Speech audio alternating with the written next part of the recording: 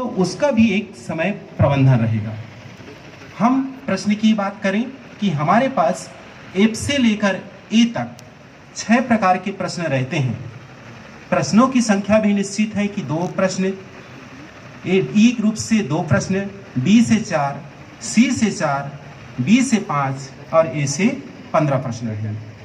हमको time management बनाना है तो 6 नंबर वाले प्रश्न, प्रति प्रश्न के लिए हमारे पास 2 प्रश्न रहेंगे।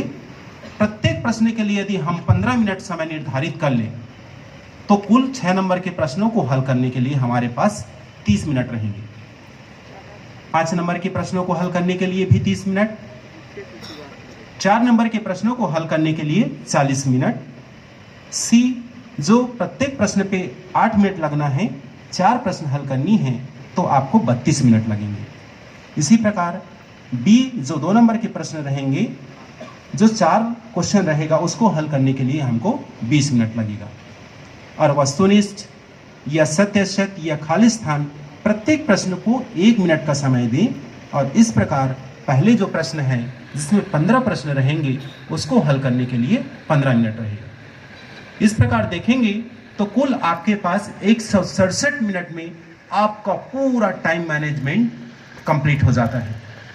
अब हमारे पास 180 मिनट है तो इन बचे हुए 13 मिनट में हमें क्या करनी है? इस बचे हुए 13 मिनट में हमें रिवीजन करना है।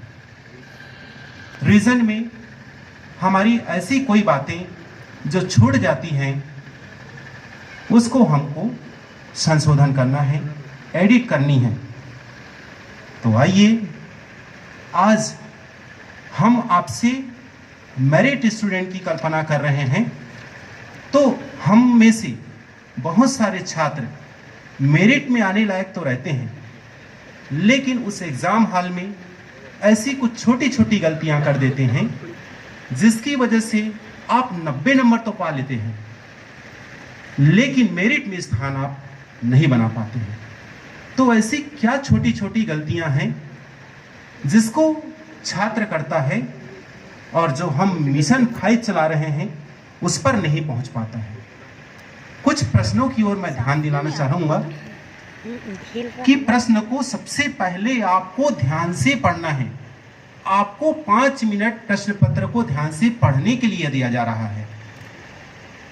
बहुत छात्र प्रश्न को ध्यान से नहीं पढ़ते हैं और पढ़ते भी हैं तो हड़बड़ी में करते हैं और इसका परिणाम हमारे मेरिट लिस्ट से हमको दूर कर देता है। फिर हम देखते हैं कि प्रश्न क्रमांक 11 से प्रश्न क्रमांक 18 में आंतरिक विकल्प दिया रहता है। प्रत्येक प्रश्न में 2 प्रश्न समाहित रहते हैं जिसमें दोनों में से कोई एक प्रश्न को हमको हल करना रहता है।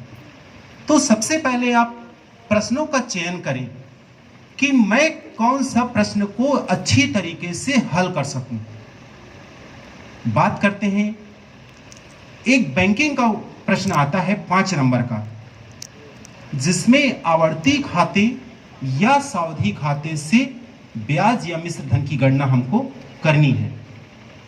और उसके अथवा में आता है एक प्रश्न जिसपे हमें आयकर की गणना करनी है।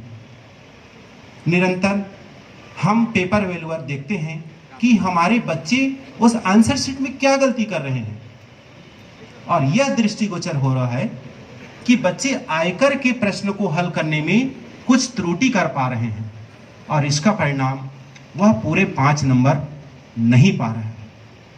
तो मेरा मानना यह है कि यदि आपको आवर्ती या सावधि खाते के सवाल बन रहे हैं, अच्छे तरीके से बन रहे हैं, तो इसको प्राथमिकता दें, इस प्रश्न को आप हल करें।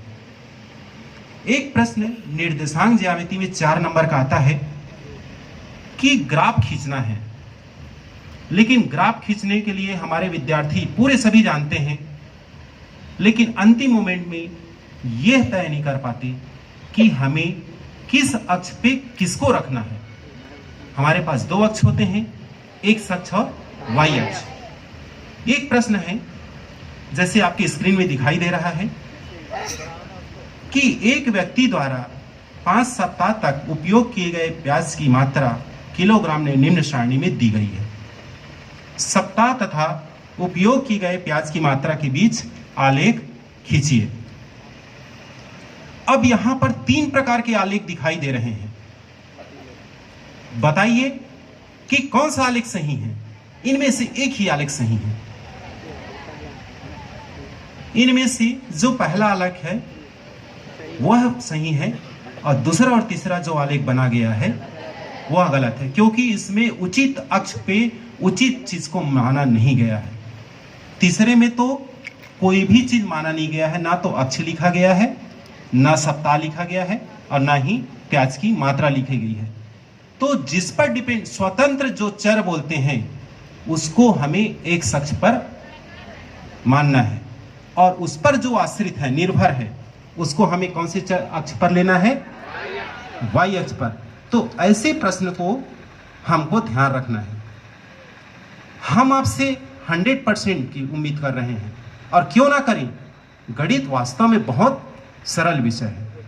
आप पूरे 75 नंबर पा सकते हैं, लेकिन आप 75 नंबर वाले स्टूडेंट हैं तो हम आपसे ज्यादा अपेक्षा रखते हैं कि आप पे आधे नंबर भी ना कटे। एक प्रमेय आता है 4 नंबर का, उदाहरण आपके समक्ष है कि सिद्ध कीजिए, आधारभूत अनुपातिकता प्रमेय लिखिए और सिद्ध करिए। बहुत इंपॉर्टेंट प्रमेय है। अभी व्हाट्सएप मैसेज में भी ये प्रमेय बहुतायत आ रहा है। उस प्रमेय में आपको संपूर्ण प्रमेय को लिखना है, कोई भी छोटे अंश को नहीं लिखना है, क्योंकि आप विशिष्ट स्टूडेंट हैं। कुछ घोल घेरे लगाए गए हैं। देखिए, उसमें लिखा गया है त्रिभुज का क्षेत्रफल। शुरुआत करते हैं, उत्पत्ति चालू करते हैं त्रिभुज के क्षेत्रफल से और सीधा लिख देते हैं, लेकिन